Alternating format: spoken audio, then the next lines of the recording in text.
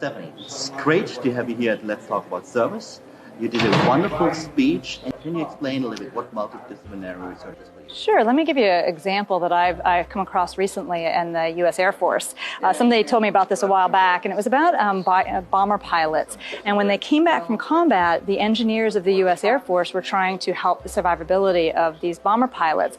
And so they had looked at, they put little red dots on a model of a plane to say basically that whenever the plane came back, if it had sustained some combat damage, they put some red dots on this plane. And what they were trying to do was to increase the armor on the planes. And so what they ended up doing, the engineers, was putting armor where the red dots were.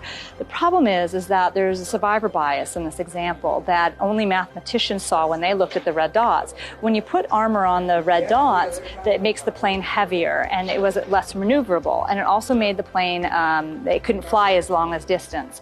And so just looking at the planes that came back from combat didn't solve the problem. When the statisticians and mathematicians looked at the red dots of where planes came back from combat and they had some combat damage, they said put the armor on places that there weren't red dots. And the reason being is because the planes that in the areas where there weren't red dots, those were catastrophic failures of planes. Those planes went down and they never came back. And so it took these mathematicians to help the engineers with this problem in the U.S. Air Force. And I think that's what interdisciplinary research is seeing a problem in a different way that you didn't see it yourself, having somebody come from a different point of view. And it definitely, the pilots survive better with the mathematicians involved. Thank you very much. Thank you. Thank you.